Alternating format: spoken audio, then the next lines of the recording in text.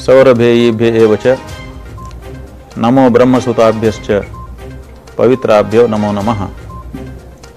गाय हमारी माता है, ये बात वेदों ने बताई, पुराणों ने बताई, धर्मशास्त्रों ने, स्मृतियों ने बताई और हमारा इतिहास भी यही कहता रहा है। उसी गौ माता की रक्षा के लिए अंग्रेजों के ज़माने में जब गौ हत्या उनके द्वारा बढ़ाई जाने लगी, तब हमारे देश में एक धर्म युद्ध शुरू हुआ था, जिसको स्वतंत्रता संग्राम के नाम से जाना जाता है। स्वतंत्रता संग्राम का मतलब था कि हम अपनी मान्यताओं के लिए स्वतंत्र हों, अपनी मान्यताओं की रक्षा कर सकें। इतनी स्वतंत्रता तो कम से कम हमारी हो। उस समय गौ माता की रक्षा के लिए वचन दे करके नेताओं ने हमारा बलिदान लिया, लेकिन सत्ता स्थापित होने के बाद 78 साल बीत जाने के बाद भी गौ माता की रक्षा का कानून आज तक नहीं आ पाया है। ऐसी परिस्थिति में गौ माता की रक्षा का जो आंदोलन है, अब वो धर्म युद्ध में परिणत हो गया है।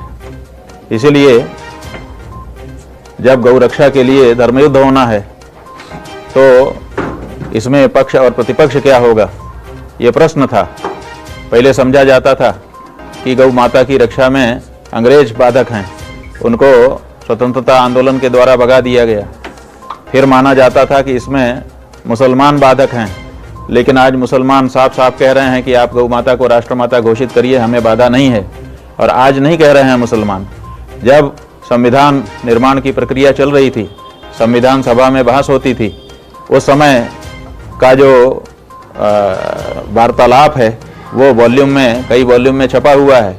उसमें स्पष्ट उल्लेख है कि मुसलमानों ने खड़े होकर के कहा था कि आप गौ माता का रक्षा कानून बना लीजिए, लेकिन उस समय नहीं बनाया गया। तो उस समय भी मुसलमान कह रहे थे कि गौ रक्षा कानून आप बना लीजिए, वो विरोध में नहीं थे, आज भी विरोध में नहीं है।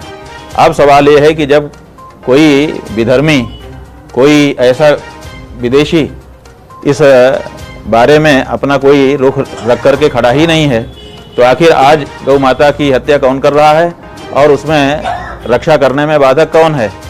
तो ये प्रश्न आता है कि हमारे ही बीच के कुछ लोग हैं जो गौ माता की रक्षा नहीं होने देना चाहते हैं। और इसीलिए ये जो गौ रक्षा का धर्म युद्ध अब आरंभ हो गया है, इसमें पक्ष प्रतिपक्ष निश्चित किया जाना है। वो पक्ष प्रतिपक्ष कैसे निश्चित हो रहा है? क्योंकि हमने